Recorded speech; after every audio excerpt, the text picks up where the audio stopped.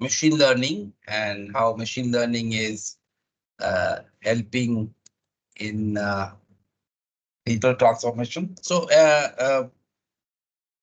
any use case that you think you can think of from your industry about for application of machine learning? Like Usha, if you know which industry you belong to. So I work. Social listening would be right. Social listening. Sorry, yeah, I think, yeah, one of you, maybe Usha may go first and then I'll come back to me now. Yeah, Sure, sir. So I work for the IT, but I work for healthcare industry. okay, That's a okay, healthcare company, right? So machine okay, learning, what we have seen, we do have a CDO or the Chief Data Office as one of the IT right, right. So, organizations and departments. So they do a lot of X-ray machines or say on-watch predictions, where what kind of mm, X-ray machines or CT machines or MRs are their basically mm. their behavior and their performance is maintained and looked into using the data they collect or various outputs they are giving like So okay, so you're saying it is the performance of those machines. Um, performance and also if there is a maintenance required because the images are very critical in hospitals and the predictive, the if there are any now predictive. trying to Yeah, predictive maintenance. Okay, correct. yeah, Well, they're looking at the AI as the next big thing, but how it can help yeah. the doctors in the 3D imaging and all, but that's limited scope now as of now. Well, the Okay. potential is limited as of Yes, of course, in the healthcare, one of the biggest applications or um, potential applications is uh, when you get the data from the different diagnostic tools, diagnostic machines. How do you predict a disease from that? Okay, so that's one level. Of course, that requires a significant amount of capability in terms of image processing. As you rightly said, that many of the healthcare data are in the form of images. So if you have to kind of predict a disease, you need to have the ability to analyze the images in a very detailed way. Okay, so that's one level. The second level, of course, we are talking about robotic process automation in terms of um, robotic arms or robotic surgery. Okay. So some of these things we also falls into the realm of what is called Industry 4.2. And we'll talk about Industry 4.0 very soon. But yes, healthcare obviously has many applications. At the same time, it is a very sensitive area because unless your accuracy, the dependencies, the accuracy is high, the precision and recall are high, it is not advisable to use machine learning there because it can give errors. So as of now, probably it is trying to limit the solution space rather than trying to find the solution. But yes, potentially in future, there'll be a lot of applications. Yes, Meena, what about you in your industry? What kind of use cases Um, do you see? I'm in digital marketing, sir. So Okay. social listening is using NLS, and also like for inventory managements and also invoice managements, we have used RPA, and Mm. for HR screening and all, resume screening and all, we Resume have screening, used, yeah, yes. RPA used, and now we are using Copilot for Excel yeah, Copilot, Microsoft Copilot. That is a yes, generative AI yeah. tool. Yes. Yeah, in digital marketing, actually, for quite a long time, machine learning has been used because Google has been using it for ranking their search results. And then if you see the targeting, more and more Google, Facebook, they are getting into Meta, they are getting into what is called automated targeting. Automated targeting means that in a classical marketing scenario, the marketing manager or the brand manager decides what is the target audience.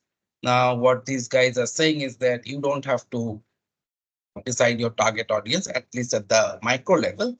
Instead, you give at a very macro level, let's say a particular location or a particular language whom you want to target. And then the various segments, we will collect the data from various segments and we'll figure out that which segment is responding to your campaign better, and accordingly refine the targeting based on the data that we collect. So that is the automated targeting. You don't have to do the targeting manually. Okay, the digital technology will give you the targeting. So that is one. Then obviously generative AI has a lot of applications there, like all the creative generations and all their generative AI is coming up. And the application that you said, like, resume, uh, shortlisting, these are more of HR analytics, okay, application of HR analytics space, okay, that space. And not so much on digital marketing, but as an organization, every organization today, with the number of resume, number of candidates that you have to search is very high, then you're trying to do a first level of filtering through resumes. Then, of course, what you said is the online reputation management, where as an organization, you may want to find out whether people are talking good things about you or not so good things about you, from where they are talking good things. So there you use sentiment analysis based on the text. So that's the part of text analytics. Yeah. Yes, these are some of the applications. Makran, what about your industry? We'll just quickly go through because it's important to understand the use cases from different industry perspective. Yes, sir. So basically, I'm working in manufacturing industry, automobile company. Okay. So Okay. where I'm looking after ride and comfort of the vehicles.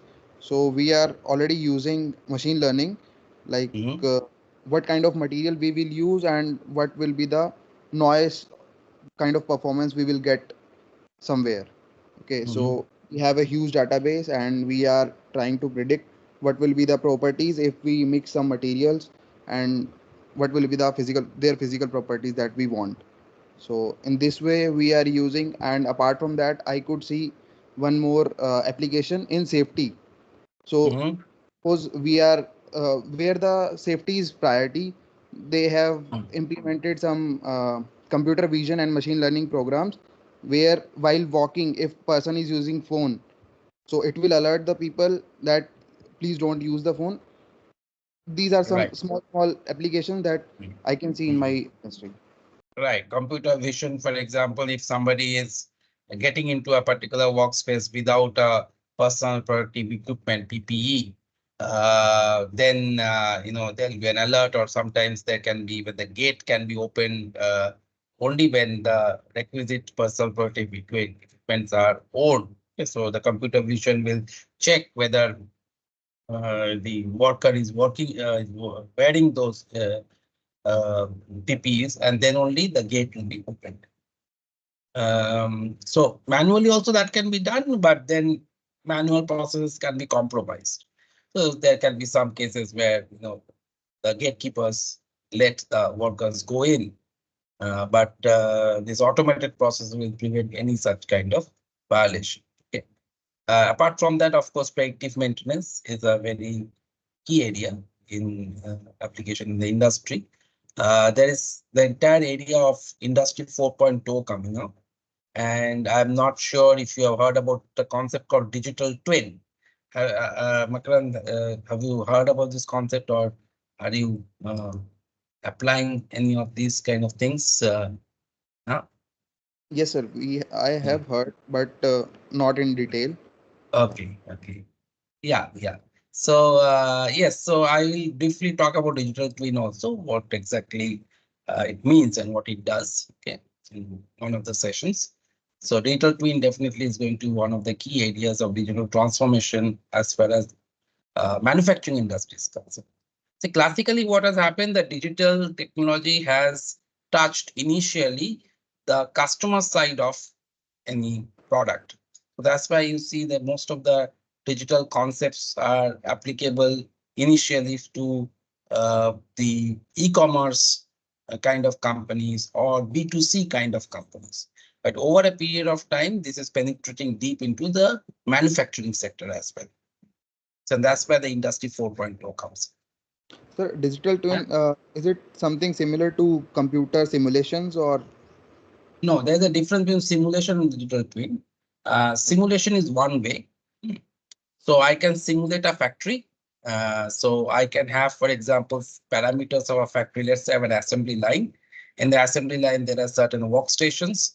And each of these workstations, I know what is the throughput of those workstations. So I can create a model in my computer replicating how a factory will look like and give all those data like what is the throughput time, etc. And I can see in real time where can be bottlenecks, where can be problems, and I can reconfigure the factory in the digital form before I actually lay out the factory in physical form.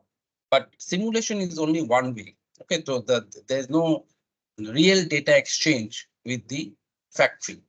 But in a digital twin, there is a two-way real-time data exchange with the factory. So what it does is that whatever is actually happening in the factory is replicated in the digital twin. So sensors will collect the data from the factory, from the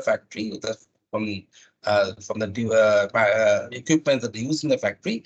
They'll pass it on to computers, and this is based on something called edge computing, because the latency has to be very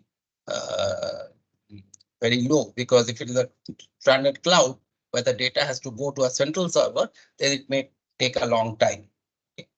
And same problem happens, or same concept happens in case of health equipments as well. The latency has to be very low because it has to respond very fast. So edge computing is used here instead of the classical cloud computing. And then once the simulation happens in the computer based on the data that is available in real time, then you can actually control the factory. So from the computer itself, if I want to stop a particular line, or I stop a particular machine, I can trigger that stoppage from the computer. Just like you switch off the AC with a remote, similarly, I can switch off a conveyor belt from the computer. That means the information will flow in the reverse direction from the digital twin to the factory, and it will actuate some of the actuators that will do the physical process of starting or stopping a line. So that is the whole concept of digital twin. Digital twin is not only used in factories, it's also being used in smart cities, in various other forms, okay, and smart cars. So not just in the factory that you use. So that's the entire new paradigm that is used. Yeah. So we will discuss very briefly. We are into that stuff actually. Okay. That creating digital twins for smart cities actually. So okay, great. Yeah, we are into a positioning intelligence. So we create a digital twins for heritage sites. Okay. Even me into more not into digital twin, but my company is actually more popular into that actually.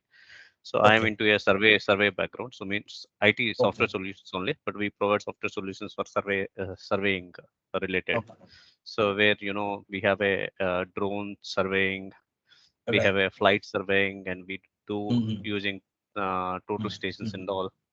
So once you do the survey of drone survey, and then you have a point cloud with lot of data actually. So we use AI to eliminate we classify the data and try to eliminate the unwanted objects from that actually. Okay. Great. Yeah. Mayuri, any application area you can think of from your industry? Actually, I haven't worked on digital twin personally, but I have heard from people that for the assembly line training, nowadays a few automobile companies are giving trainings using digital twin, how the assembly is actually to be done. Yeah. Training is mostly done on simulation, okay, so on simulators rather than digital twin. So sometimes people no, so So for checking the packaging and all in actual assembly environment, some of the automobile companies are now using digital twins to Yeah, actually check on 1:1 model. yeah, but then I'm not sure whether it can be used for training, because remember, a digital twin is a two-way concept. Okay, so you are actually working Yeah. on a live scenario. So if you have to train somebody, you would typically like the trainee to be trained on a process that looks exactly the real process, but it does not have any impact on the real process. Okay, for Okay. example, you will typical cases, you can train a surgeon on a simulator, or you can train a pilot on a simulator. Okay, so Yeah. but then moment you're talking about digital twin, is two-way. That means you're able to control it. Okay, so a digital twin is as good as a live plant or a live equipment. Okay, so if something goes Yeah. wrong, if the purpose is to ensure that the trainee doesn't make, the mistake made by the trainee is not affecting the real process, then digital twin may not be the right thing to do. Okay, then you will use a simulator. Okay. But yes, the concept definitely of simulators definitely can be used for digital twins, for training new joiners. Yeah. Okay, so Ravi has sent a video for us. Definitely, we'll have a look at that. Avinav, what about you? What is your industry, and where do you find application of machine learning or AI in your industry? Sir, I'm from a software industry, specifically towards the network services. So Okay. our company deals with analyzing the operators, tier 1, tier 2 operators, and translating them into the actual network elements, network functions, and network ecosystems. And we we also provide services to deploy these services. Right. I mean, we are not into manufacturing or coding or designing any such system. We usually source them from other OEMs and then deploy it. Right. So, I mean, our industry or our company doesn't have actual use case towards a digital twin to be very. But I think network no need not be digital twin. I'm overall talking about the application of machine learning and AI. So we provide the services with respect to the machine learning and the AI domains. So we provide architects and engineers who can code into these systems and provide coding services to different enterprises. Wherein based on the actual requirements, we provide the codes or we provide the services. Okay, but in case of networks, what I feel is that there can be a lot of application on detection of threats. For example, if there is any malafide party who is trying to break into the network, then it's a good way to you can deploy machine learning to actually detect such cases. So, in fact, we actually deal with the entire 5G ecosystem deployment, and now we are starting with the 6G also.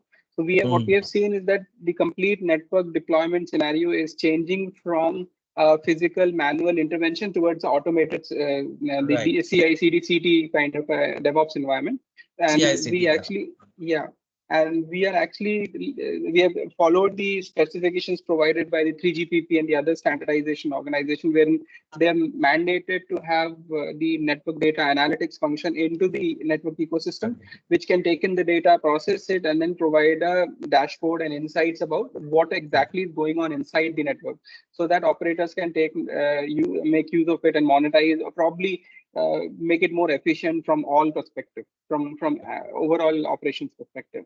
Same goes for AI for 6G also, where everything is like AI ML based.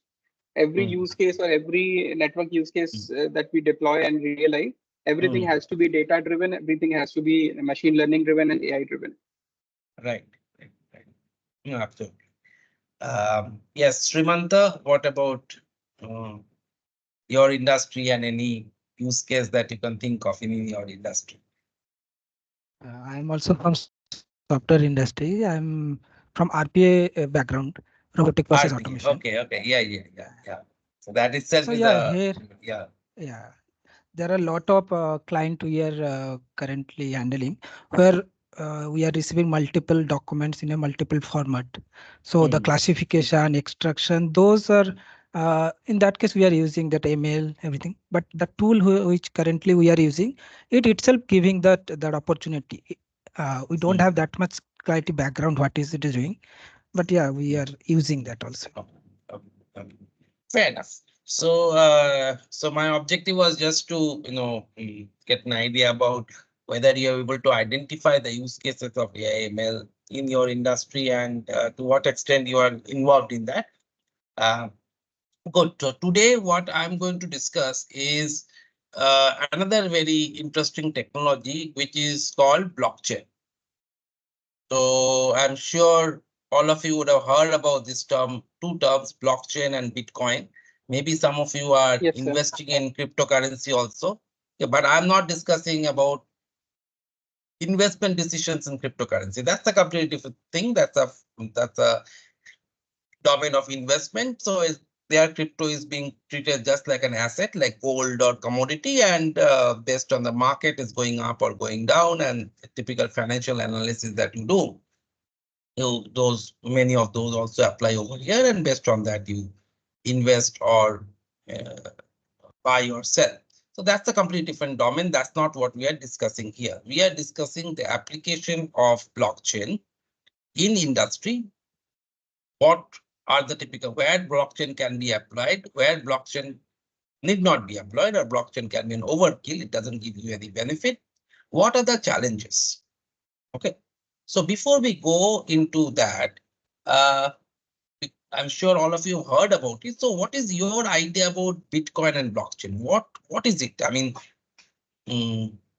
can somebody give a very high level understanding of what it is? If you have to explain blockchain to a 10-year-old kid, what would that be? It's already been taught in this semester for us. Okay, great. Okay, that is good. That at least gives you some perspective. Okay, so is it for everybody, or is it some of you have taken that course? Was it an elective or it's a mandatory course? It's for everyone, actually, I think. It's for everyone. Oh, great. Then everyone should have some idea. My job would be easier. Okay. So yeah, please do come up with your idea. What do you mean by blockchain?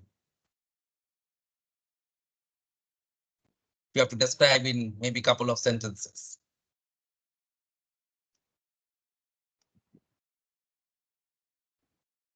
Yeah, Ravi, if you're talking, I think you're not audible. I'm not able to. Yeah. Sorry. No, it's a blockchain is actually it increases the transparency to means it's concept of maintaining multiple the ledger in multiple places at all, maintaining the ledger at all nodes to improve the transparency, and creating a hashes and adding a block is a special algorithm is required, and breaking that block is actually needs to be updated in all, because it maintains the ledger in every node. So it's difficult to hack it, so which improves the transparency in transactions. Okay. And the second thing is the central authority. No central authority. There's no central authority. It is a distributed trust-based and cryptographic system in which everyone is aware of every element which is being stored, and it is close to impossible to break the system, because if you change one block in one of the node, you'll have to change it everywhere. But all the other nodes are using a different key to store the value, so the system becomes impenetrable, and this trust maintains. And all these nodes which I'm talking about is actually related to a certain monetary kind of attribute, which eventually leads it to a Bitcoin system. This is what I understood. So essentially it's a And maybe trust and consensus. Yeah, consensus. If it is but needs to what be problem does blockchain solve? What problem does blockchain solve? transparency and The centralization is of these transactions is what it solves. Why is centralization a problem? It cannot be scaled up to a certain point. not only it's a manipulation is possible. Yeah, and it is easy to manipulate, and then if the server gets manipulated or compromised, everything is lost. And not only that, actually controlling authority has all the powers actually. So now what you have, it actually it's not real, and they can reduce it, or maybe take an example of cryptocurrency or something, currency manipulation. They can do it. Whatever you have in hand, maybe they can reduce it and they can increase it. It's not non-transparent system. Okay. Anybody else? Abhinav and Ravi has been. Anybody else wants to? Sir, we have understood in a way that we cannot explain it to 10-year-old. That's what we meant. Have any of you used any blockchain application so far? Like, for example, we all use, let's say apps for buying tickets, buying food. Okay. So have any of you used blockchain application? No, sir, in your day-to-day life? I cannot think of one. Anybody else in this group? Has anybody used any blockchain application? Not yet. Not yet. Isn't that strange? A technology that we are talking so much, and it's not really a very new tech. It's not like GenAI. GenAI technology has come hardly 1 year, right? 1 year before probably a little over 1 year, maybe nobody heard about ChatGPT. Now everybody knows about ChatGPT. Blockchain is pretty old. Blockchain 2008. That's when Bitcoin first came into existence, and now 2024. If none of us are using blockchain, whether in personal life or whether in professional life as an enterprise, is it the technology worth really giving any notice at all? Is there something wrong with the technology? If the technology was so powerful, then wouldn't some of us at least used it either in our personal life or in our professional life, in our factories, workplace? Somewhere it should have come, right? It's a complicated, right? It's because mining the blocks is not easy, and maintaining this blockchain is also a complicated. If you're talking about complication in terms of, let's say, the complexity of the technology, probably GenAI is far more complex, technology-wise. So maybe we have not been able to find a general purpose use case. Sir, Bitcoin or investing is one, but that is too restricted when it comes to adopting a technology. How many people invest in Bitcoin? It's not a mainstream investment like stocks, right? Like shares. Very few people still invest in Bitcoin. Something very strange, isn't it? Yes, Makaran. Yeah, sir. I'm not sure. Maybe I'm wrong, but I read somewhere like Walmart used blockchain in their supply chain management. Yeah. Initially, they were facing some issue of product quality from the manufacturing plant when they are transporting to their Walmart stores. The quality was getting deteriorated. So I think somewhere in between, there was something happening, and using blockchain, they tried to solve that issue, that exactly where the quality is getting deteriorated.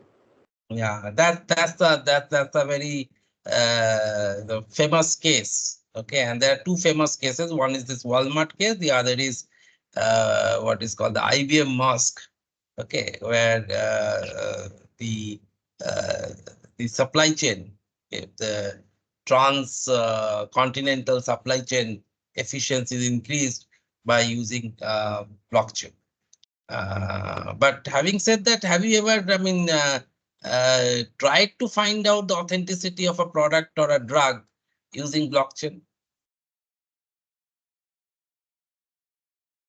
We have not, right?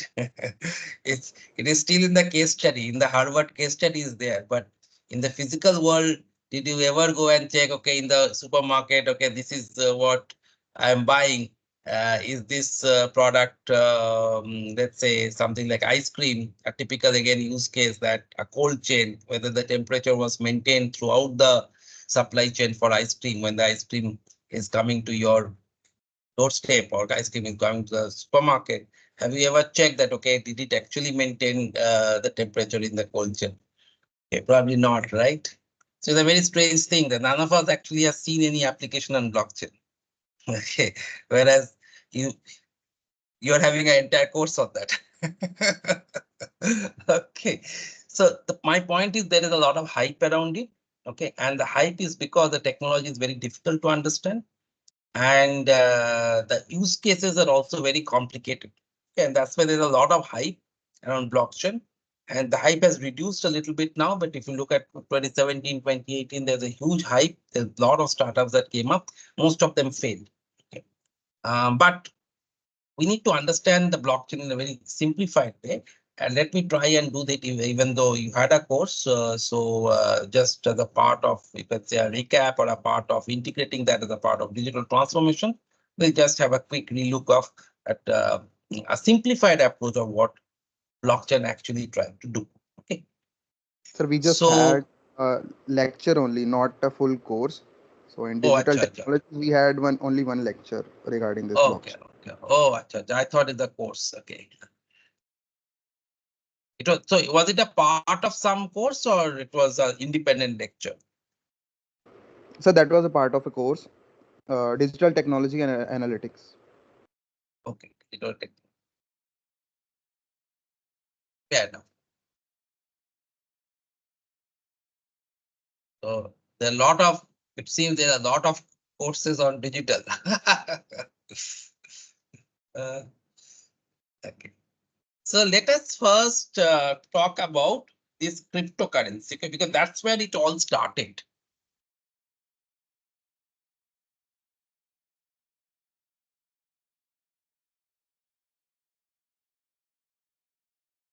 So the application of blockchain in industrial scenario, like a supply chain case that we mentioned, the Walmart case or IBM Maersk case, and the case for cryptocurrency, they're very, very different. Okay, the concept and the technology is quite different.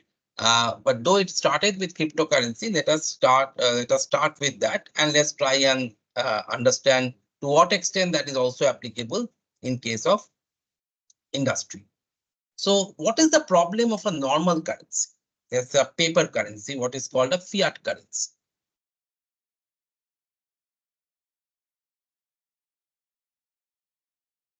So any money that we have, there are two main things. One is source, the other is exchange. How do I generate the currency, money? And how do I transfer money from one person to another person? Okay. So if I look at a fiat currency, what is the source of a currency? How is money generated?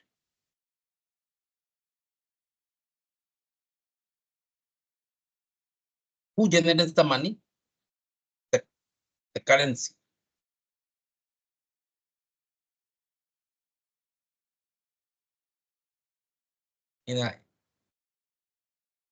Who generates the currency that we use? Let's say Indian rupees. Reserve Bank, sir? Reserve Bank, that's right, central bank. Central bank. The central bank has the authority to generate any money. Okay. And what about the exchange? How does exchange take place? Let's say there are two methods of exchange. One is the physical currency,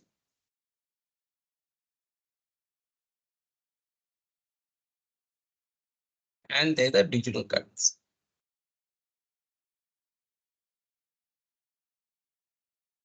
Digital currency means online.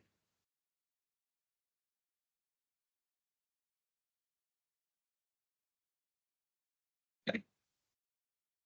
So in case of physical currency, let's say I give 100 rupees to you, okay, to any one of you, is there any record for that? Or can I do the transaction without any record? We yeah, without any record. Yes. So no record is mandatory. That means traceability.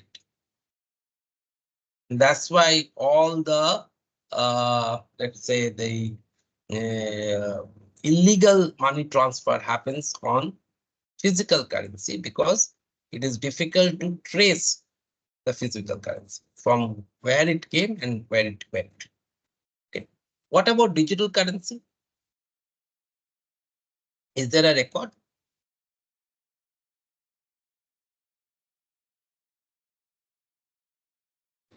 Let's say I make an online bank transfer to you. Will there be a record? Yes, that will be available with the bank. That will be available with the bank. So that means bank keeps the record.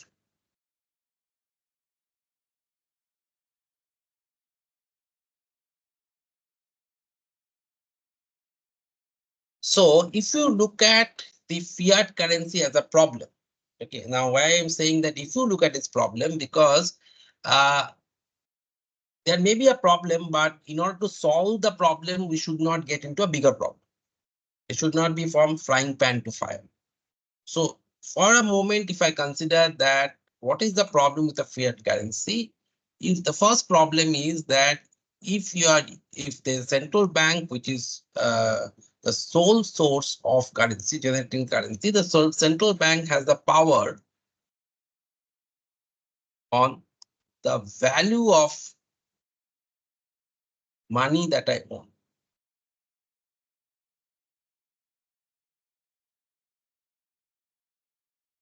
So right now, if I have, let's say 100 rupees, there is a worth of that 100 rupees, but tomorrow if central bank decides to issue more 100 rupee notes, what is going to happen? The value of the 100 rupees that I have will come down.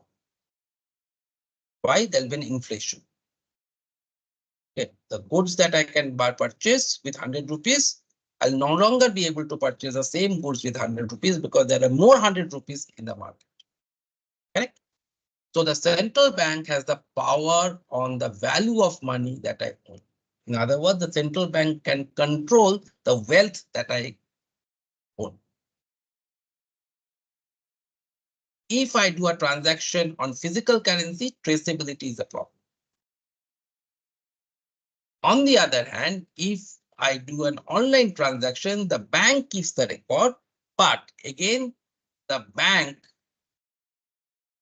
controls the record. In other words, if for some reason the bank server is not holding the record of this transaction, and though this is very, very rare, but in very rare occasion, this can happen that I have transferred money to you. It is showing that in my account, it has got debited, but in your account does not got credited. Some very rare occasion happens, especially in UPI payments and all. Sometimes you may see that money has gone out of your account, but not got credited on the shopkeeper's account. And then we say, okay, it can get reversed, etc. I don't know if you face this problem. Sometimes this problem happens. Okay. So if you look at the standard method of fiat currency, these are the major problems that the fiat currency had. That you had a central bank which has the power of to control the value of money, which means that the central bank can print any money. If the transaction happening on physical currency, then there's no traceability of that currency. If it is happening online, and if you are digital currency, then you have another central agency bank keeping the record of our transactions. And if the bank wants to manipulate the record of the bank, or the record in the bank is gets compromised, then our money may actually go away. Very recently, when there was a merger between two banks, I think UBI and Punjab National Bank, then the records of the fixed deposits records of UBI did not get migrated to the server of Punjab Bank. And for some time, people who had fixed deposits in UBI didn't suddenly saw that the fixed deposits are no longer there, because these days you don't get it, unless you ask for, you don't get fixed deposits in a physical document, physical artifact. It is there in our online bank account. On the online bank account, you see that there are so many fixed deposits with you. But just imagine for a moment that if for some reason that record is no longer there in the server, then what happens, right? You do not have any record. Even if you have a record, your record is not matching with bank's record. And then the only option that you have is to go to the court and resolve it. So it can be a very dangerous situation.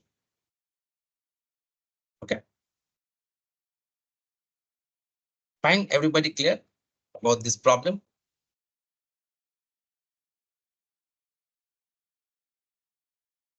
So how do you think cryptocurrency is solving this problem?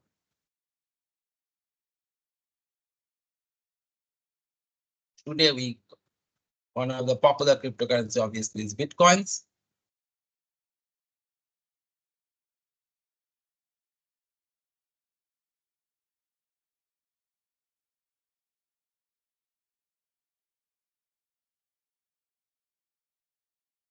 So let's talk about two things: source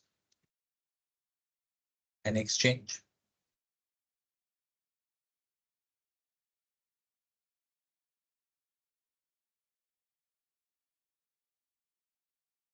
How it is solving the problem of source?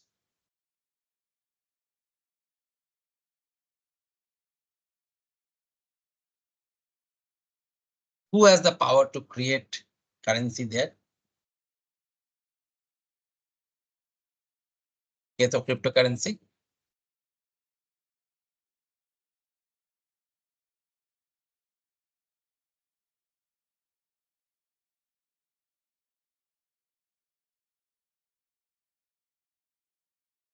Yeah.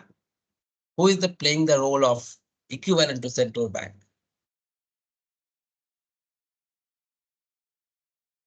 No one, right? No one can. No, otherwise currency will not be generated. If no one is playing the role of the source or generating the source, then the amount of currency in the cryptocurrency ecosystem will become fixed. The depositors who contribute. Depositors can't create currency. Like a central bank, RBI is printing currency, right? Currency notes. Sir, miners. Miners, that's right.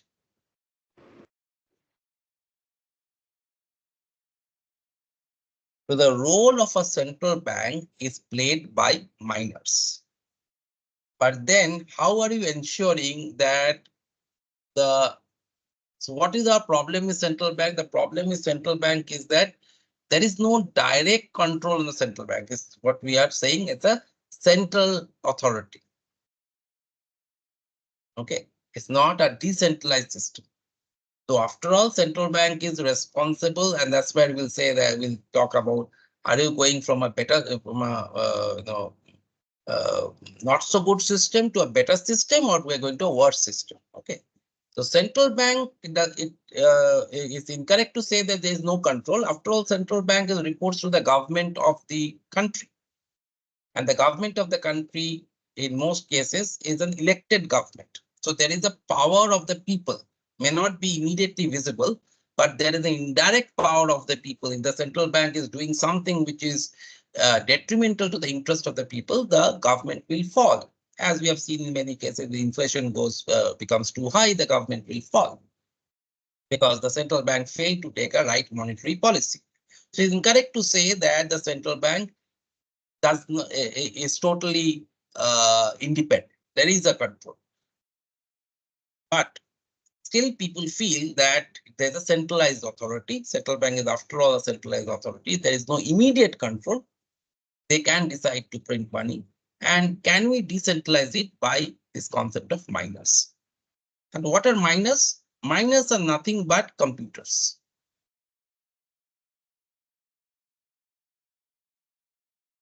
A group of computers.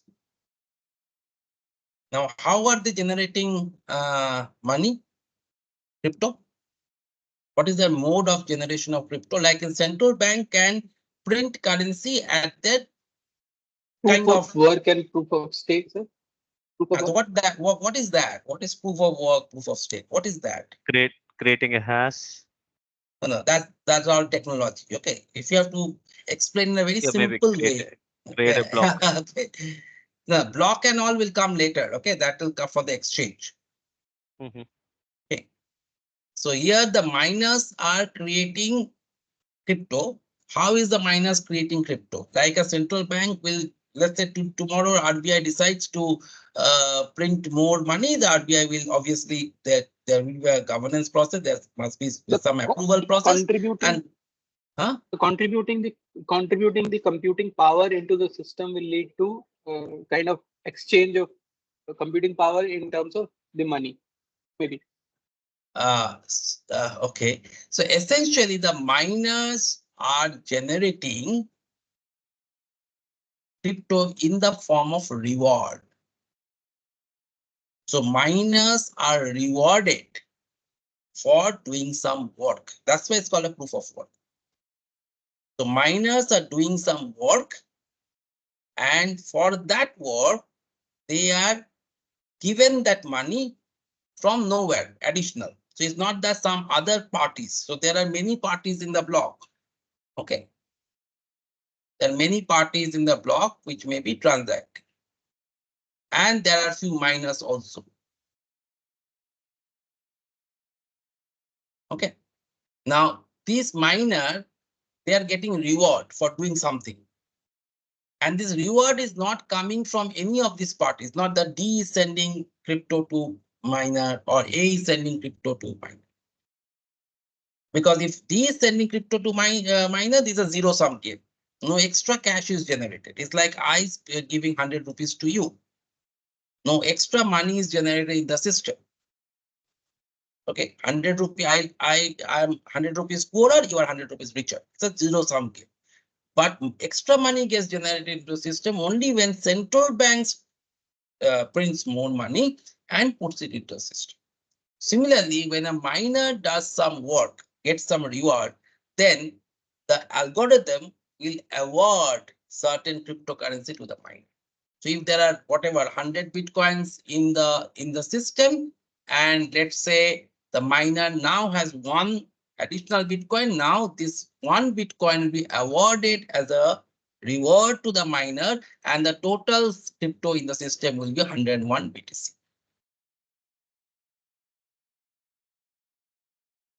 This part clear? So instead of a central bank printing money, the whims and fancies, there's a rule when the miner can get a reward, and only when miner gets a reward, this additional Bitcoin is generated into the system. That makes sense?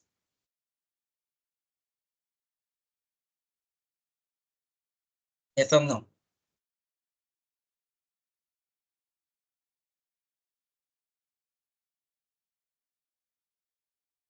No?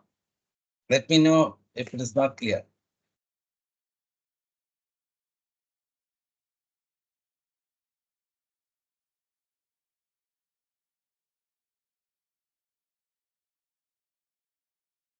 Everybody is quiet. Is this concept clear or not clear?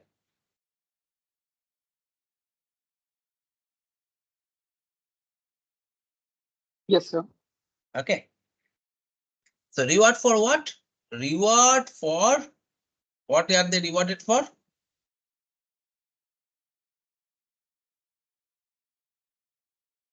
What is the reward for? For mining Mining what? mining algorithms, sir. No, not mining algorithm. Algorithm is Block. fixed. Mining the block. Yeah. Why do you need to mine the block? Create a earn unique rewards. identity to the transaction. Reward for validating the transaction.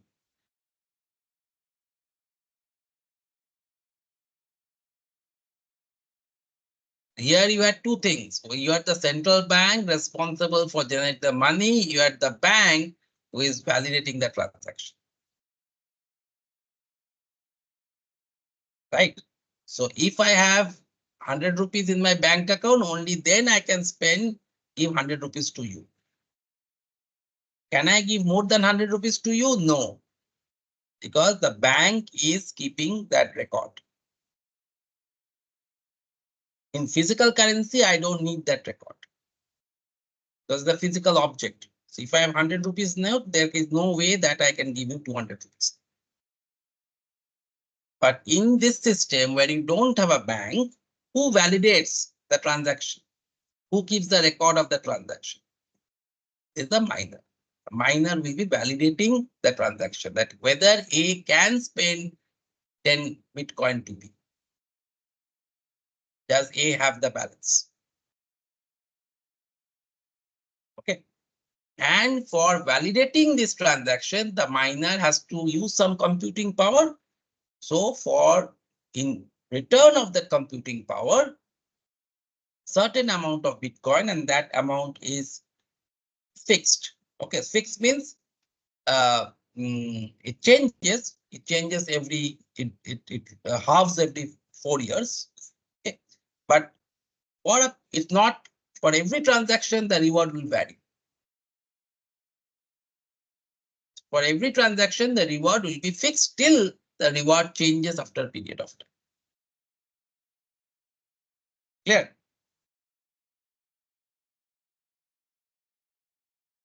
This part clear? Yes or no? Yes, sir. Sir, how these But then- nodes added? How these nodes are? How these miners can get into this validating the transactions? You can choose to be a miner, and you can buy a mining machine, and you can hook up to a Bitcoin network and become a miner. Okay. There's a process, of course. There'll be a token generated for you. There'll be a security for you, but anybody can become a miner.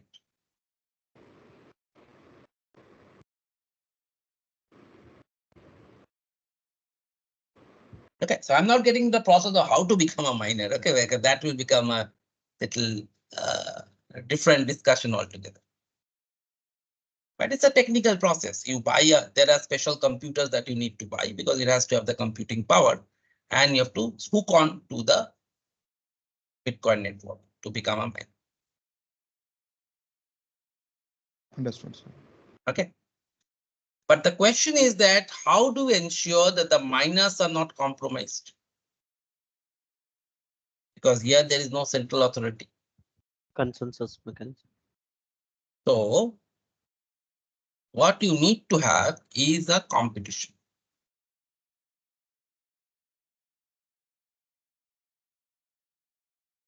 So what I'll do is I will engage the miners in a competition.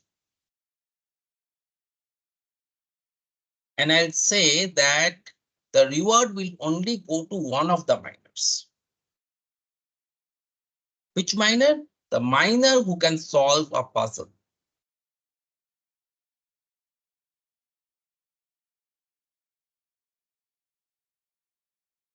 The puzzle can be solved only by brute force. That means only by trial and error. It cannot be solved by a formula. Okay. So it's like a lottery. So some miner will get it faster than the others, not because they could find out the formula, just because either they tried more number of times because they had more computing power, or they were just lucky that they got it in the first round. Okay. Now, once one of the miners have solved the puzzle is such that it is difficult to solve but easy to validate. If there are 4 miners in the system,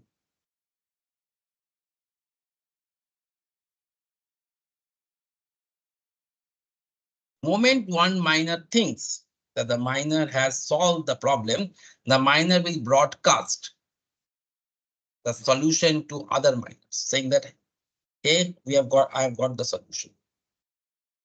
Other miners will validate whether the solution that the miner wants. Remember, this is not about validating transaction. This is about validating or solving a puzzle. What is the puzzle? The specific puzzle. That's where the hash comes in. The specific puzzle is about finding a hash value.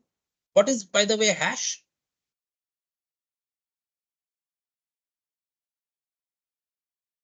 Hash is creating a numeric value from a text or something, which is a unique value. The final objective of the hash is not two inputs have the same hash. Yeah, kind of certain things are right, certain things are not right. First of all, it's not that it can be done only in it's only a numeric value. It is actually can be alphanumeric value. Okay, it is actually alphanumeric. Okay, it's 0 to 9 and A to F. Okay, and so any data, the hash is a one-way encrypted data. It cannot be decrypted. Okay, so it's a one-way encrypted data. So if I give you a hash, you cannot decrypt the hash to get the original data. Okay, so it is not meant for decryption and encryption. Okay, that's different thing. Not meant for decryption and encryption. It is to ensure few things. First of all, as I said, that it is to ensure that, let's say I have a number. Let's say I have any data. A has transferred to B $10. I can hash this data. And the probability of two values having the same hash is almost negligible, almost zero. Okay. And that has some advantages. We'll come to that. So hash has many utilities. Okay, one of the utilities is that it is a one-way encrypted data. So what happens is that if the hash changes, I can, or if the data changes, can easily figure out that if the data has changed or not. So suppose I have the original data and the hash of the, or let's say I don't have the original data, I have only the hash of the original data. And then I'm given a data, and this data has actually changed. Instead of A to B, it says B to C $10. I can make a hash of this data and I compare with the hash and I can find out that this hash has changed. And then I know that the original data has got changed. I don't know what is the original data. I'll not be able to know what is the original data because I cannot decrypt. But I will know that the original data has changed. So this ensures what is called immutability. Okay. Hash also ensures what is called provenance. That means traceability of the data. So hash has many uses. But here what we are saying is that hash is also used for generating the competition. So I will tell the miners that, look, you have to mine, and hash is deterministic. That means every value has only one hash. So as long as this value doesn't change, the hash will not change. Okay. A giving B, A arrow B $10. This particular string of values will have only one hash. Every time I hash this, I'll get only one. Okay. Now I tell the miners that you have to find out a hash for this value. Let's say that there's a value, and I have to hash this value such that the hash has, let's say, 4 leading zeros, and then other values come. The hash has to start with 4 leading zeros, and then other values will come. Is this possible? Can I give such a challenge to the miner?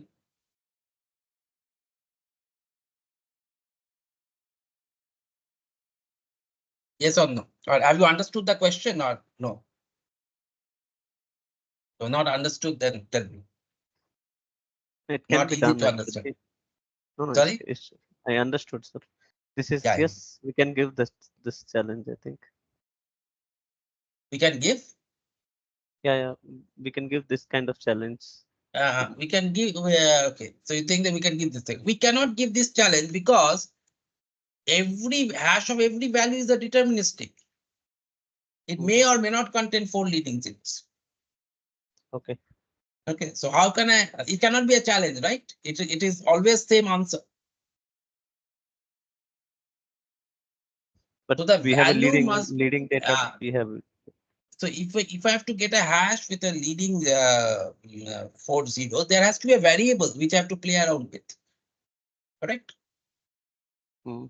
But here I have a fixed value. I have this value. I have nothing to play around with. If I hash this value, I will always get the same value.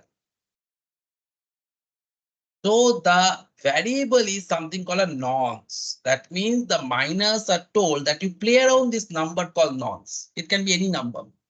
You do a trial and error and add that up to the value, hash that up and try this again and again till you find a nonce, which when added to the original value will give you a hash that has 4 leading zeros. Whoever gets it first will get the reward.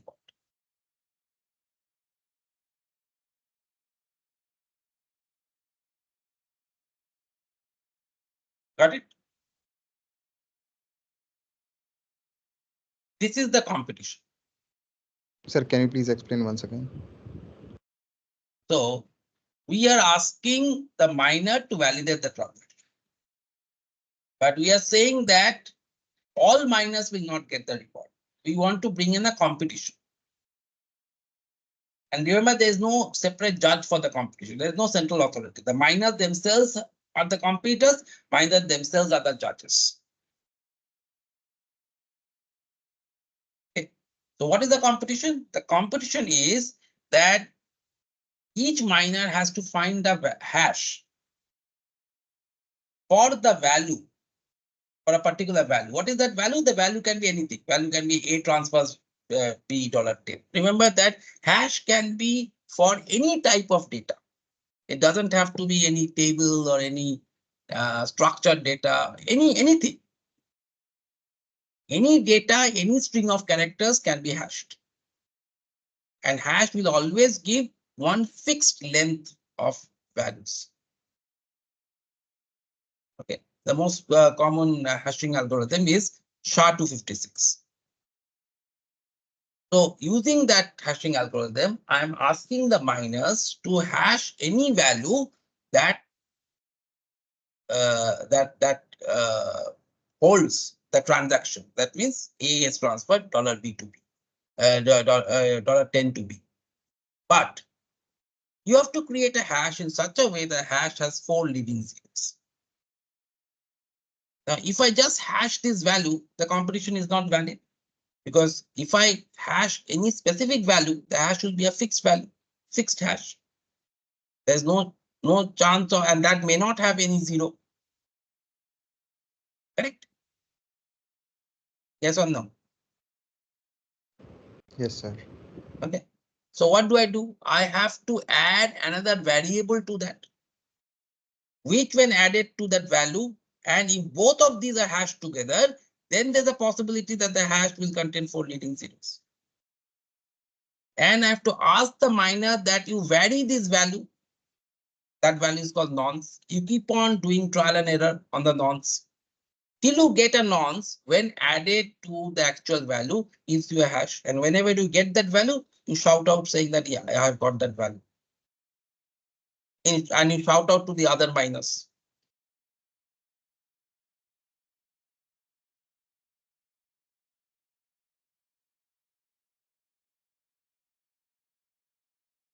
Okay.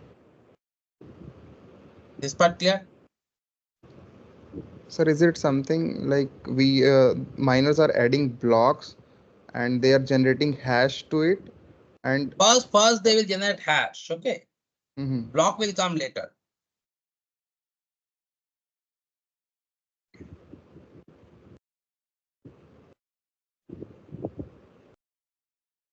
Not clear.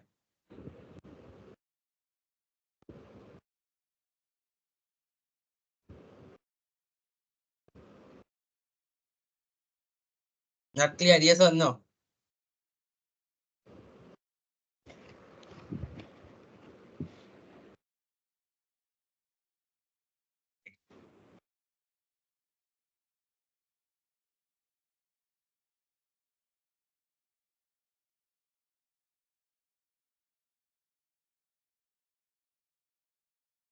If I have a network,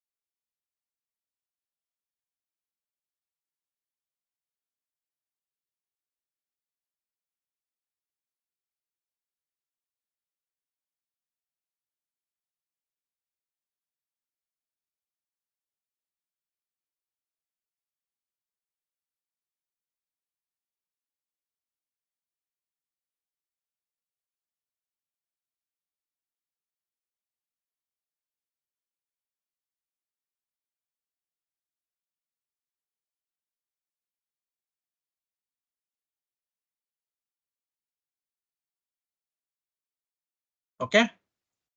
So what is happening here? There are series of transactions that are happening. A transfers $10 to B. C transfers $8 to D. Like that, there is a series of transactions happening. Correct? Yes, This sir. part clear? So now when this series of transactions happening, you already have blocks. Blocks carry certain transactions. Now these series of transactions has not been committed to any block. That means these transactions have not yet been ratified by the miners. So that means the next block has not been created. All these series of transactions will reach the miners. But remember that each miner may not get the same set of transactions. This miner may get A transfers to B, C transfer to D, and this miner can get C transfer to D, E transfer to F.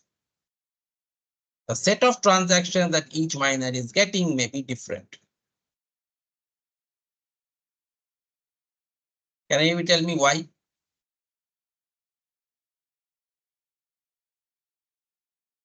Why they'll be different?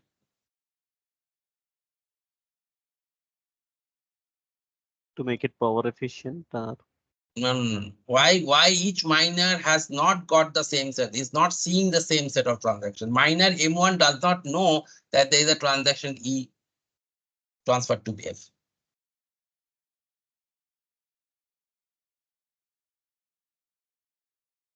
E has transferred some money to F.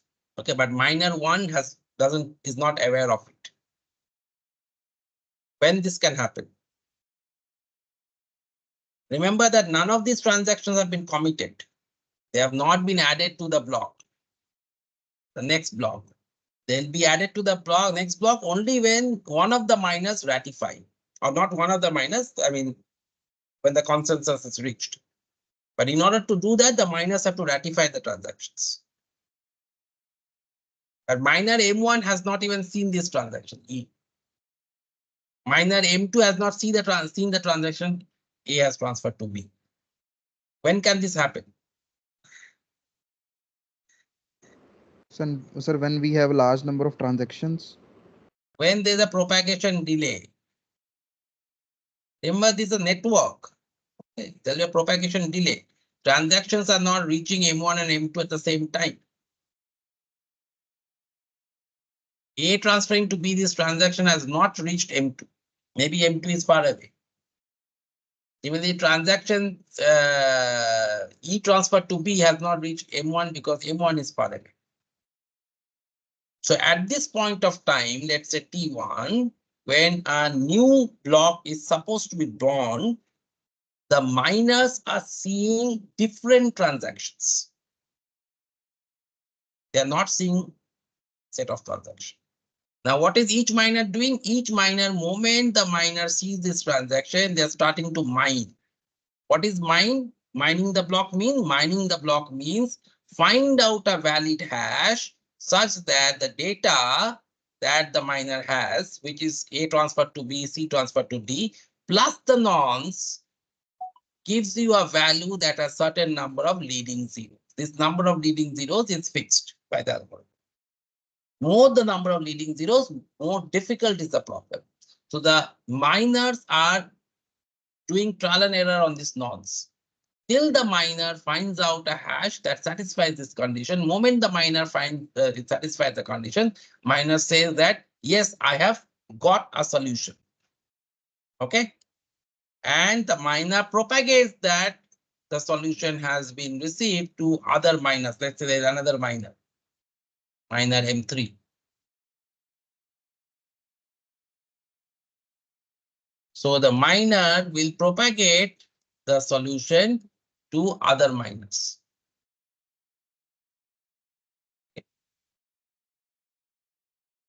So the other two miners, when they see that miner M1 has already found a solution, what they will do, assume that M3 and M4, M2 and M3 has not found a solution yet.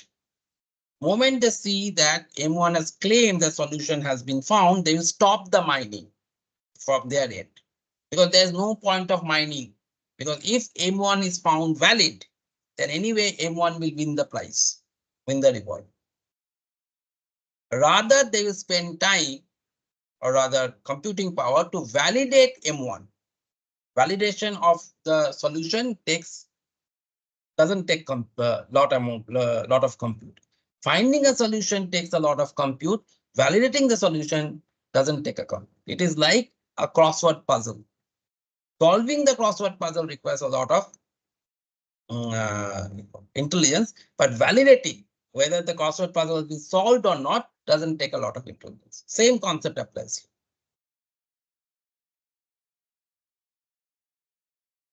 Okay, so minus M2 and M3, they will validate that whether M1 has found the solution or not.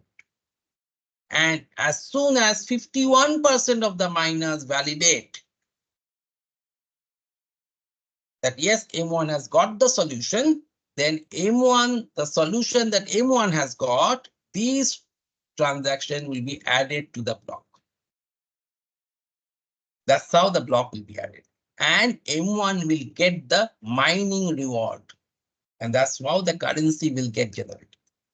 So both these purposes of the source as well as the exchange, these two are solved by this problem, by this method, without any central agency in play. This is the basis of any cryptocurrency.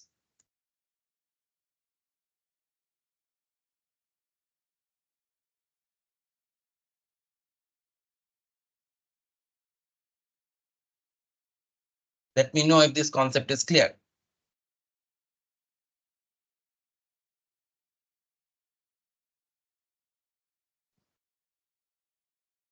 Yes, sir. Now, how are you ensuring that this process is not manipulated? M1 is not manipulating the whole scenario.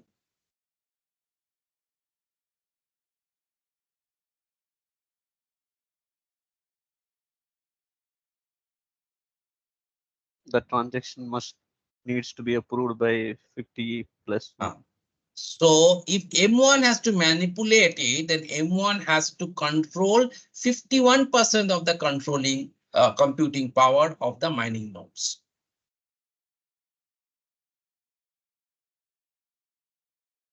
Okay. Now, why is it not 100%? Why should M1 not get validated by 100% of the nodes?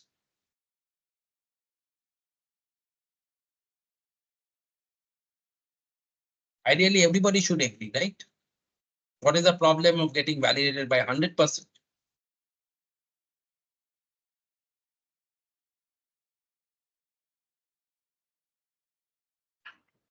Some deactive nodes, Sorry? maybe. Some? Some nodes, some inactive nodes, maybe. Yes, very good. So there can be some nodes that there may be a connectivity problem. Let's say this node is down.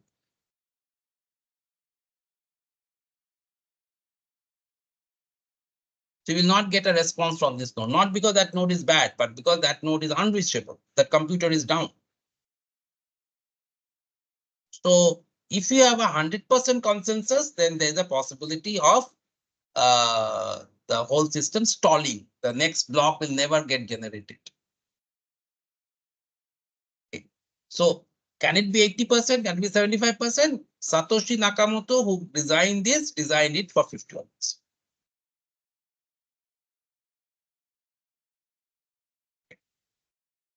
So this is the concept on which cryptocurrency works. And this consensus mechanism is called proof of work, because the miners are rewarded because of by working for the validation. Now, what happens if the miner gets 51% of some miner takes control of 51% of the computing power? Is there a check or balance for that? It's not a big number. In fact, if you see the mining nodes, most of the mining nodes these days are are in China and various other places.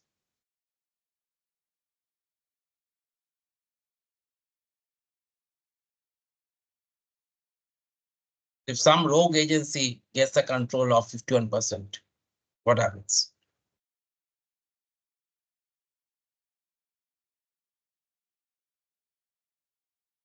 Still, it is difficult because all nodes, they have to update this one, right? This ledger, and that takes a lot of time. No. Mm. If you get a 51% control, what you do is what something called forking. Mhm. Okay, and you compute and become the longest chain. So there's a technicality. So if you become a longest chain, even without validating with the previous blocks, or rather, if your previous blocks are inconsistent, even then that block will get legitimacy. Okay. Okay. See, here is the catch. It is possible to get 51% control and compromise the entire chain by this forking. But then the inbuilt control is that how are the miners getting rewarded? The miners are getting rewarded by native currency, which is Bitcoin. Moment the chain gets compromised, what is going to happen? The trust in the native currency will go down. The trust in the native currency will go down. That means Bitcoins will not have any value in the market. So you do not benefit anything by compromising the chain, because all that you are getting by compromising the chain is acquiring Bitcoins. And if that Bitcoin itself doesn't have any value, the crypto doesn't have any value in the external market, you will not be able to exchange that crypto for real currency. So in their own interest, the miners will keep the chain trustworthy or legitimate. They will not try to compromise the chain, because if they try to compromise the chain, the value of the currency in which they are getting rewarded, that will go down. That is the whole idea.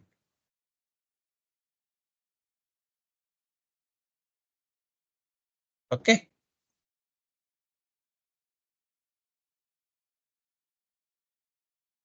So far, fine. Yes, sir. But this is something to do with cryptocurrency. What has, so, okay, before going there, so why do you think cryptocurrency has not become mainstream?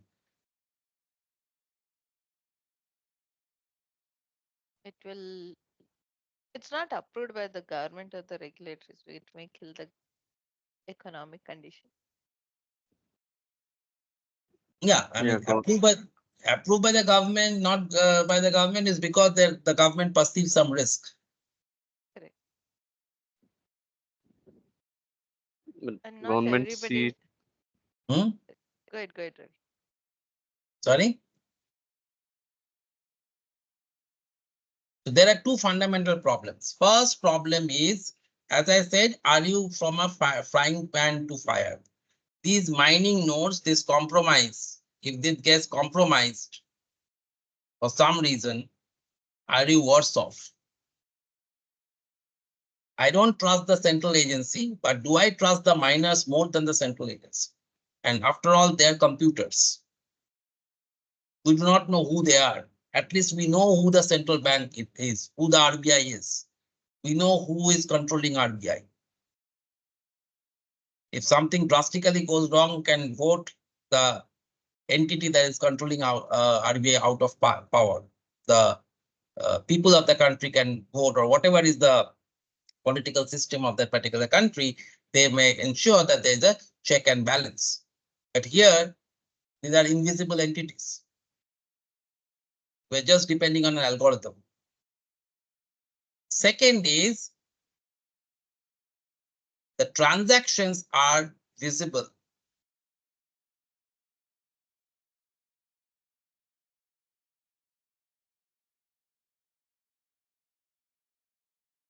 When A transfers money to B, how is A transferring money to B? A is transferring money to B through some public address. So A has a public address and B has a public address. If I have to send money to you, I will send it using your public address. For example, a bank account. Bank account is also a public address. So if I have to send money to you, then you will give me your bank account, I'll send the money to you. But does it mean that I will get access to all the transactions on your bank account? No. It will just show, I will get a notification and a ledger saying that my money has been transferred from my bank account to your bank account. But I will have no idea about how much transaction happened in your bank account. That is not the case for Bitcoin. In Bitcoin, once you give your Bitcoin public address, I will know all the Bitcoin transactions that you have done in your account.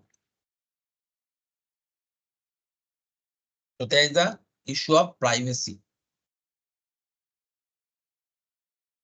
While this provides traceability of provenance, there's an issue of privacy.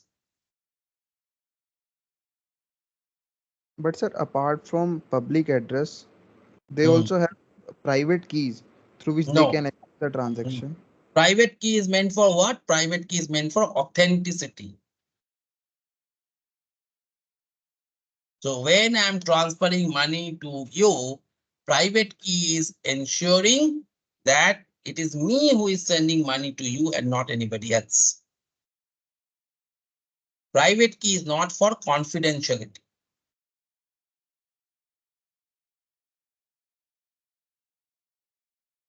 Okay.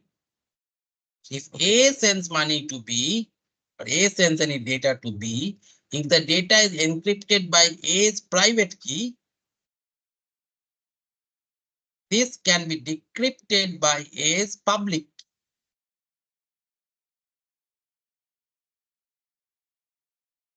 And they, so let's say A is transferring any data decrypted by A's public, and this can be done by anybody because A's public key is available with anybody.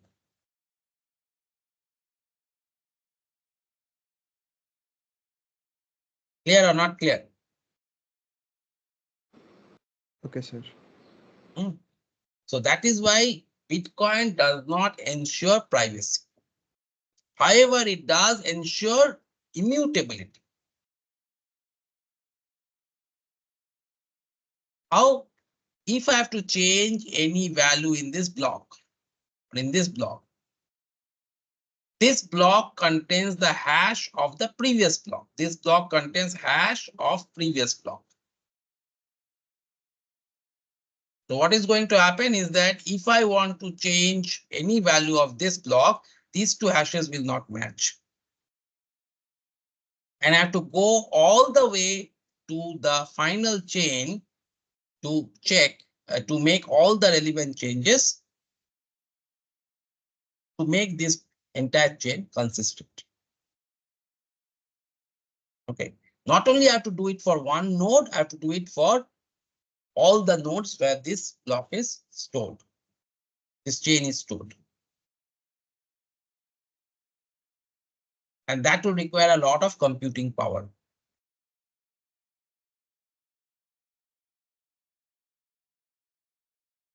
Okay, so that's why the blockchain, this kind of blockchain gives you immutability, but it doesn't give you privacy.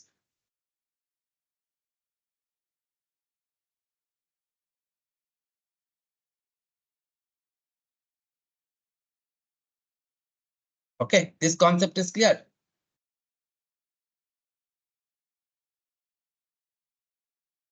Yes, sir. But this is nothing to do with the way a blockchain is applied in the industry. Proof of work, all of these concepts are not. This type of blockchain are called public permissionless blockchain.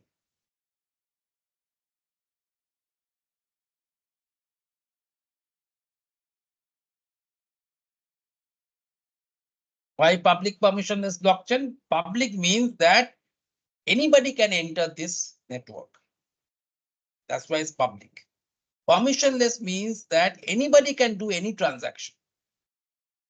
There is no restriction on any specific transaction. It's not that I need to take a special permission to, let's say, send money to B or receive money from C. The public means anybody can join. Permissionless means that anybody can do any transaction. On the other hand, in industry, when you're using blockchain for industrial application, you do not use public permissionless blockchain. Use something called private permission blockchain.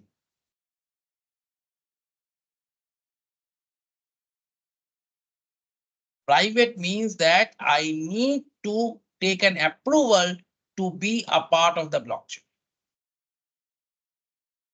So for example, let's say I have made a blockchain, that Walmart case, where traceability of food. If I have to be a part of the blockchain, I need a permission. Permission from whom? Permission from somebody called Decentralized Autonomous Organization, or DAO. Usually a not-for-profit organization managing the blockchain. So there is an entity who manages the blockchain. You have to understand the whole concept of when you say that there is no central authority, what do we mean by no central authority? Okay. So the change is not in the form of that there is no central authority. The change in the form of the role that the central authority plays. There is a central authority which is called the DAO, Decentralized Autonomous Organization. It's decentralized, but there is an organization that is managing the blockchain. It is not unmanaged. And you need their permission to get into the blockchain. And similarly, it's permission. Just because I've got into the blockchain, I cannot, for example, update the temperature. Because if I update the temperature, I'll be manipulating the entire blockchain. So certain entities will have certain rights for certain transactions. Who will give those rights? Again, there's the role of DAO.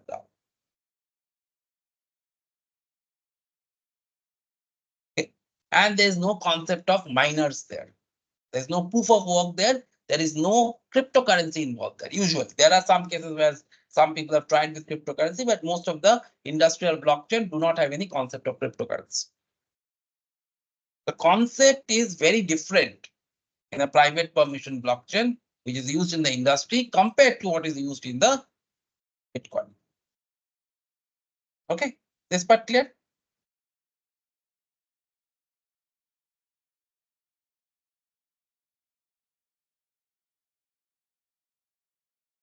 So far fine, yes or no? Yes, sir. Okay. So I will just show you one site where you can try out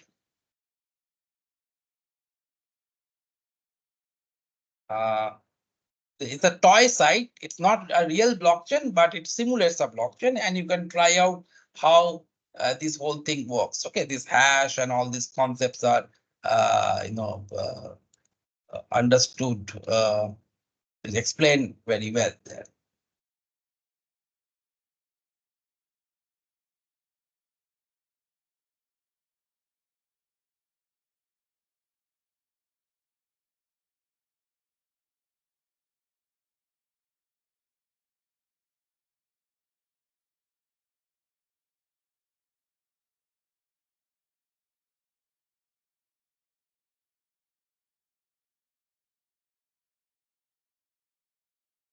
So this is a site from Professor Anders Brownwood. Okay, and he has built a very good demo. It's not built on blockchain, but it explains how a blockchain works. Okay, there is a video also. So here you see that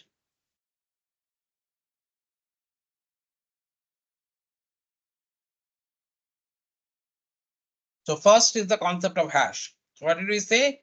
A hash is so the hash has certain properties. Okay, the first property of hash is that let me just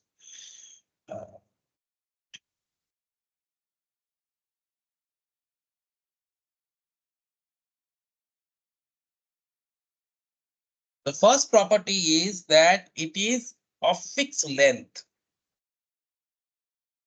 So any data that you write, okay, let's say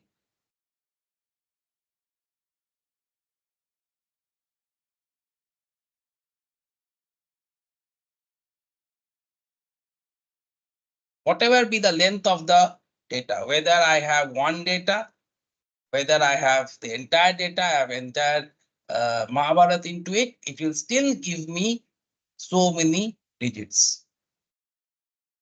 Okay. So these are SHA-256. So SHA-256 has 64 characters. Okay. So it's a fixed length. Okay. So far fine, everybody. There's the first characteristic. Okay. What is the second characteristic? The second characteristic is that it is deterministic. So every time, let's say I give some other number, okay, 2, it's D4735, and then I go back to 1, start with 6B86 and 2, D4735, go back to 1. So every time I give one value, that value will always have the same value. Okay. So it is deterministic. It will never give two different values. Same value will all for one value, there will be always exactly the same hash. Okay. So it's fixed length, it's deterministic. Okay. But the third one? Third one is that collision proof. Collision proof means that two different values, the probability of having the same hash is very minimal. That is a finite probability, but it's very minimal. Why there is a finite probability? Because all the hash has to be accommodated within a specific length. So obviously there are a fixed number of characters. And you can have any value, you can have any data, any image that will give you a hash. So there is a probability that these two hashes, two values can have the same hash, but that probability is very minimal. The fifth one is called pre-image resistant. Pre-image resistant means given a value of a hash.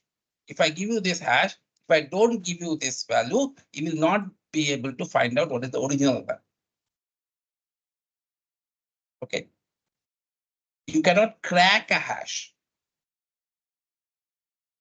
So these are some of the properties of hash. Now, how is this hash properties being used? Because if you look at the blocks, so what is happening over here? So let's say if you give any data.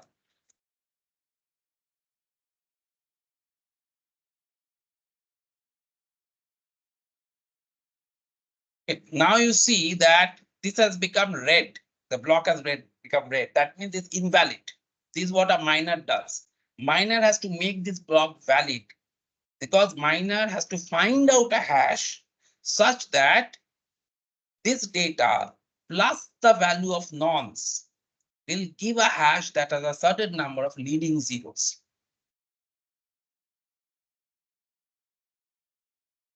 Okay, and I cannot find it by any formula. I have to go by brute force. I have to just try and error. So miner will do this trial and error till the miner finds a hash, finds a nonce, in this case 69974, when added to this value, gives the hash with certain number of leading zeros. In reality, the number of leading zeros is much more in actual crypto.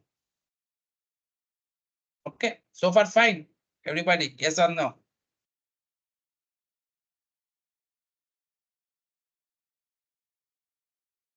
Yeah, all good.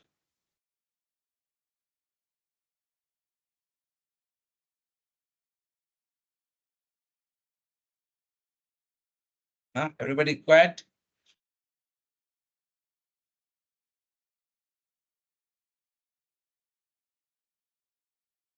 Am I audible? Yes, sir. Yes, sir. Yes, sir. Okay. Yes, sir. So far fine. Okay, so Yes. now if you go to the how are these blocks getting created?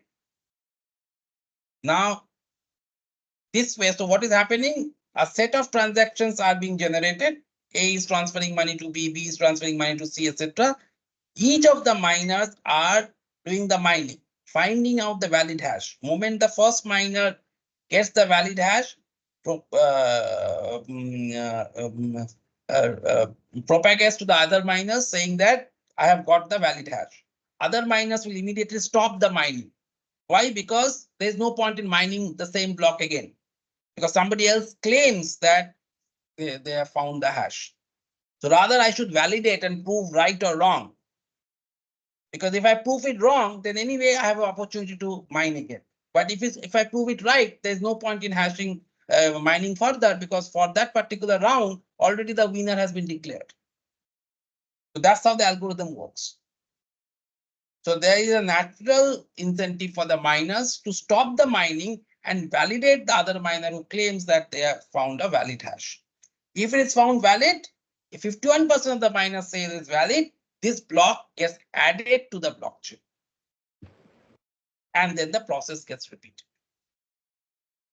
The moment that it gets added to the blockchain, you have something like this. And each of these blocks will have the data, the hash, and the hash of the previous block. This naturally gives a property of immutability. Why? Because let's say if I have to change any data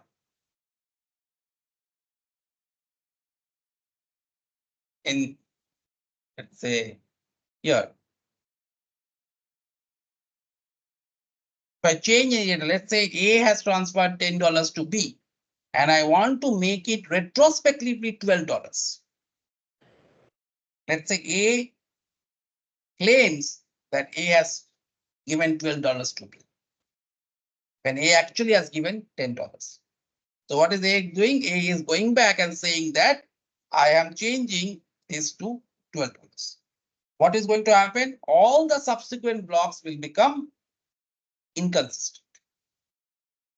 Why it will become inconsistent? Because the hash of this block consists of the data, the nonce, and the hash of the previous block. The moment the data changes, the hash of the previous block changes. Moment the hash of the previous block changes, this hash changes, because previously everything was consistent. Everything had a certain number of leading zeros. 4 leading zeros. Every hash had at least 4 leading zeros. So moment I break the chain, this hash no longer has the leading zeros. So this will become an invalid block. If I have to make the block valid, I have to mine all the blocks.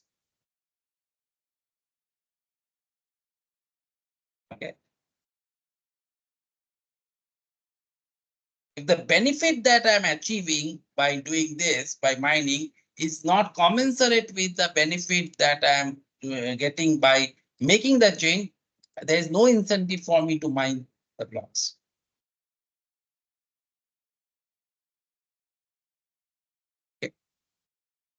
The hash also helps in provenance because now I know that what is the origin of this this block, this data. Okay, so this data, the previous block is this. Okay. The previous to this is this, so I can all trace back to the original block. That's what provenance means in case of blockchain.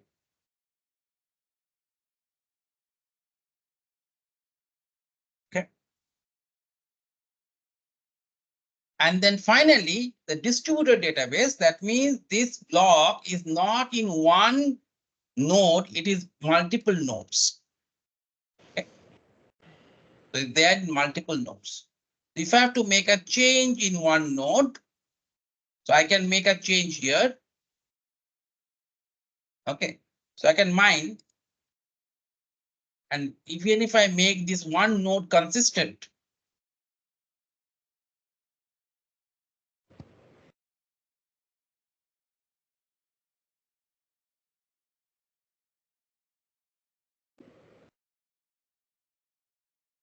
even if I make this one node consistent, it will not be consistent with the other nodes. So other node, the hash, so this node, the hash is 4 zeros BC. This node, the hash is 4 zeros E4. And this node, the hash is 4 zeros E4. So the other two nodes will reject the change that has happened on this node. Or rather, there's one more node, E3. Okay, this hash is E3, whereas this is E4 and this is, E4. Okay, so these two nodes will reject the change that has happened in the peer A. Okay, so as long as I'm not making changes to 51% of the peer nodes, my change will not go through. That's how you're maintaining the control.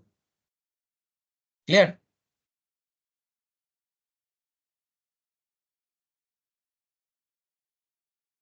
Fine so far?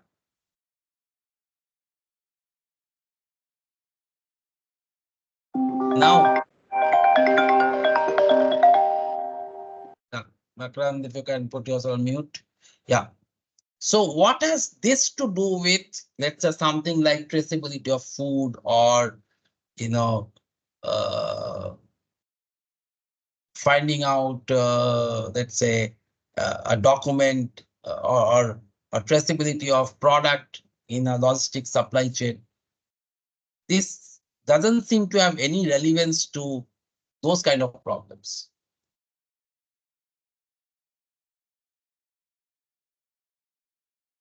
Where does blockchain actually help in solving industry problems?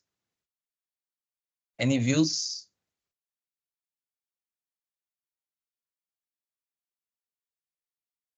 How does it work there?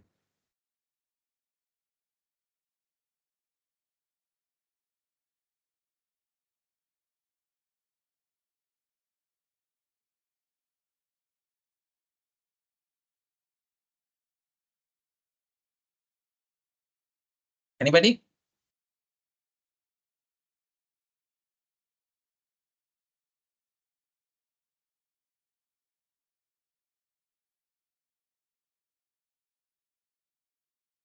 No?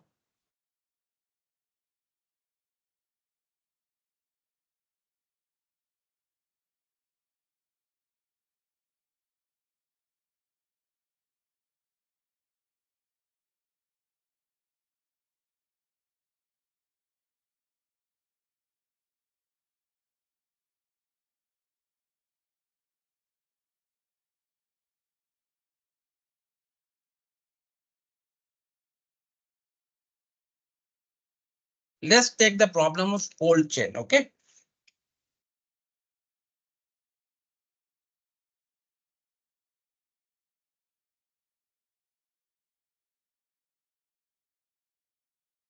You are aware of the cold chain problem?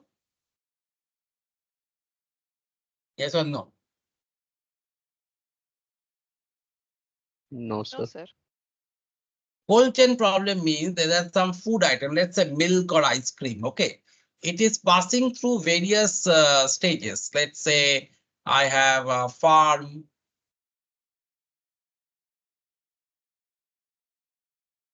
The milk is produced from the farm, and let's say there's a transporter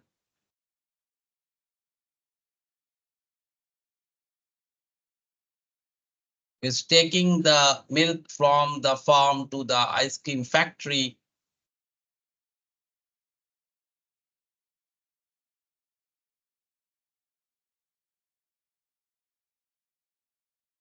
From the ice cream factory, the ice cream goes to the distributor.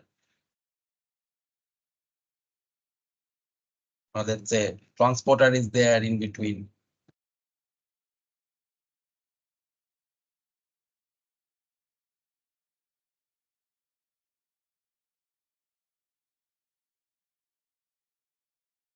Goes to the retailer, sorry, distributor.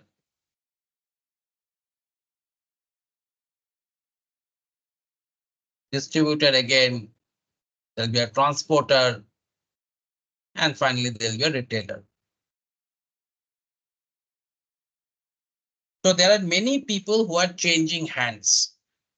And there's a possibility that any point of time, the temperature of the product may cross the limit in which the temperature should be maintained.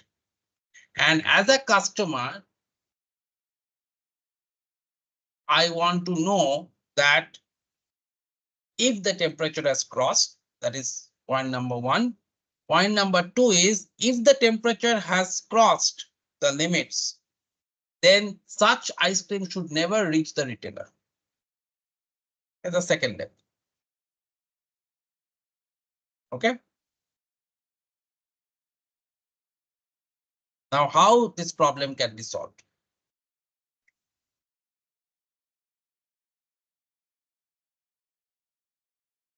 First of all, how do I capture the temperature?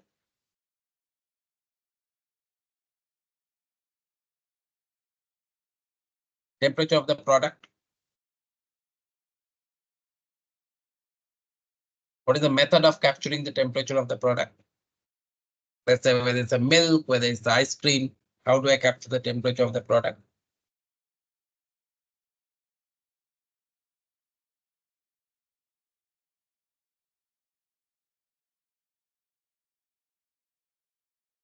What should I have? What captures the temperature of the product? Thermometer or temperature sensors. Sensor, right? I'll have sensors.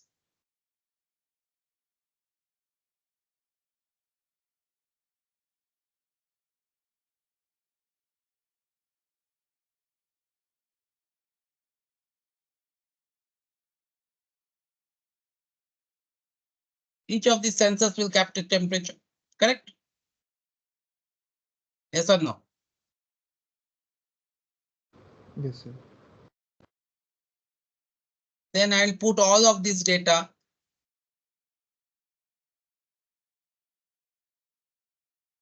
into a central database that will have the sensor data, and the customer can access this central data and get the information whether at any point of time the temperature of the product has changed or not.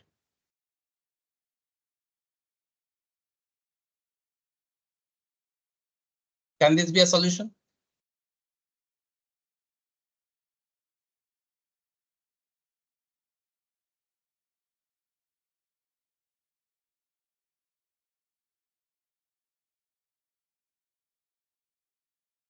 Yes or no? It can, sir, but it will lead to increase in like rejections or wastages. No, that is a different thing. We want to reject those ice creams that are that they did not comply with the temperature. The whole purpose. If that is not a problem, then you don't need to solve this problem.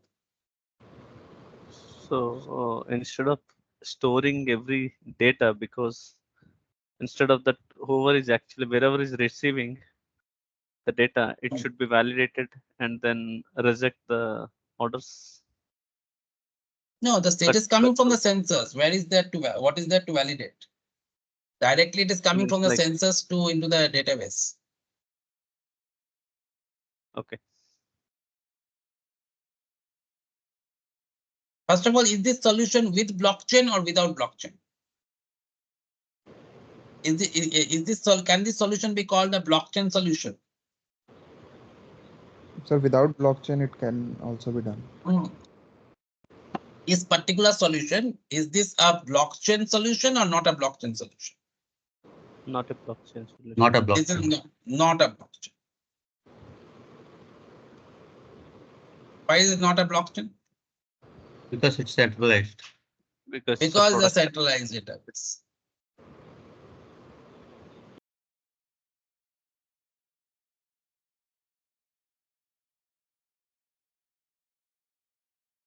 So why will this solution, why this solution cannot be, or is this solution good enough, or do we really need to look at blockchain?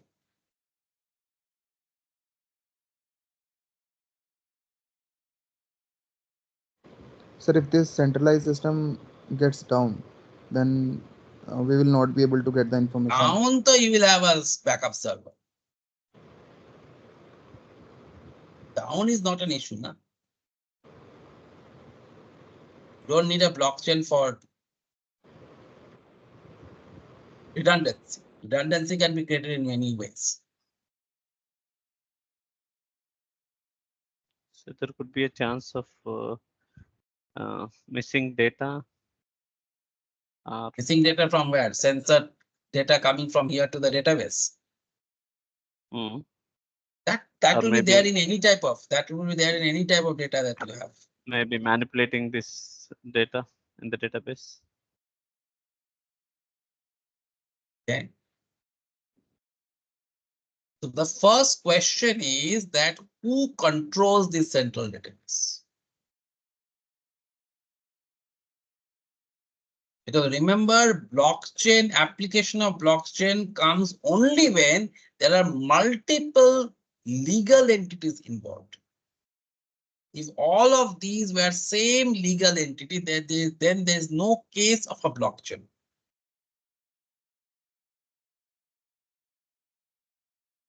Because this is one company, this is another company, this is a third company, like that. There's no one company. You cannot have a centralized database, because then the question comes, which company is going to control the centralized database? If all of these were a part of one company, you could have just implemented an ERP system. That is good enough.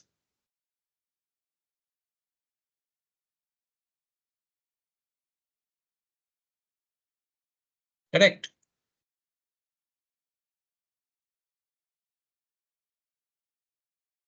Yes or no?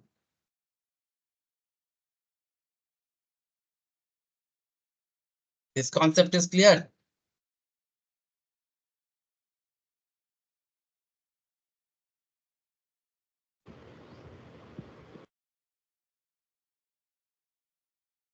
No.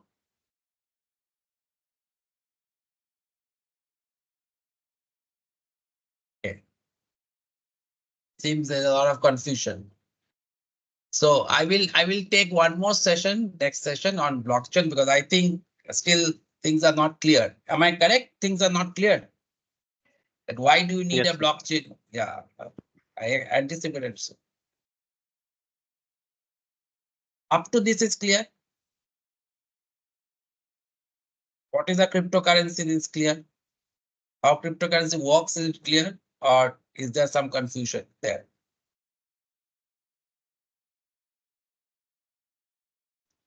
Here it's a clear, sir. Okay, sure. Everybody, let me know if there is lack of. It's not easy to understand. It's absolutely fine if you have not understood. Okay. It's not at all an easy concept.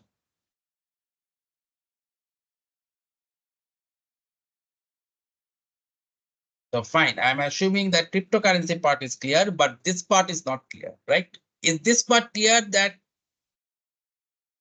this can be done with a centralized system provided it was one company? Yes, sir. Okay. Because it is not a one company, hence there's a question as to who will control the central database. And that is why we cannot have a centralized database. If it was one company, was there any way to find out whether this data is manipulated or not?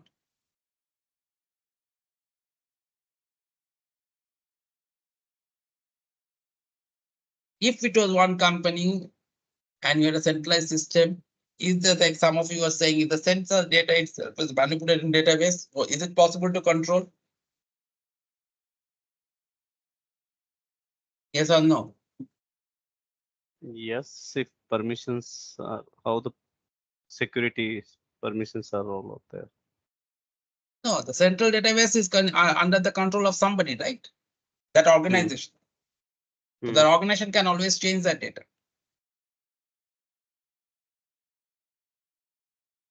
Are you getting my But point? maybe, yeah, but maybe like, you know, if you are using a software, still you may not have a permissions to directly change the data. You use some Somebody ERP will have the systems for permission. every. Somebody in the organization will have, right? System administrator. The organization can change. An individual in the organization may not be permitted to change.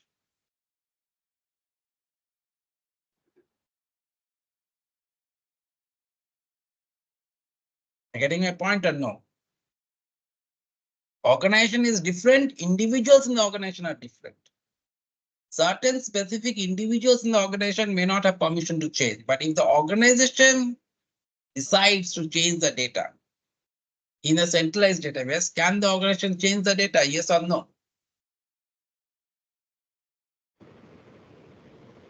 Yes, sir. The answer is yes. Can blockchain prevent that?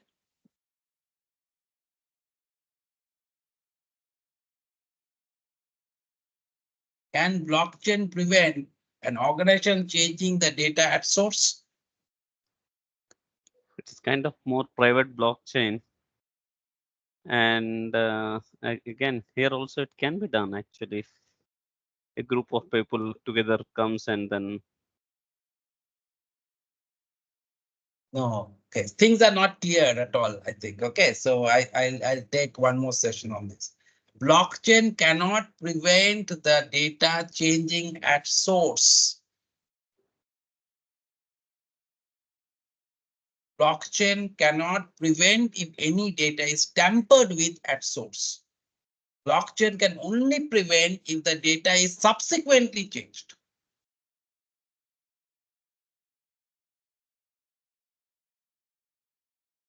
So if the source data is here and if that is changed, it will not, it can't do anything. But subsequently, if the data is changed, it can figure that. But I think things are not clear at all. Okay, so next session I'll spend some time. Okay, this concept is little difficult to understand, but I can make out that it's not clear for most of you. So I'll use the next session to kind of deep dive on this further. Okay, so that you are aware of how many sessions you had on a blockchain. You said one session you had, right? One. Yes. One session. Okay. So I think I have to spend one more session so that this concept is clearer. Because otherwise it will be an enigma. A lot of misconceptions will float around. And there's a lot of hype around it. So unless we understand it clearly, we will not be able to figure out what is needed and what is not needed and where it can be used, where it can be used. Okay. So we'll spend some time next session to understand these concepts. Okay. Fine. So in the meantime, if you have any questions, just note it down. Okay. All questions related to blockchain, note it down. because it's very important to understand this concept from a digital transformation perspective. Sure, sir. Okay, great. Okay, fine. So I'll see you in the next class then.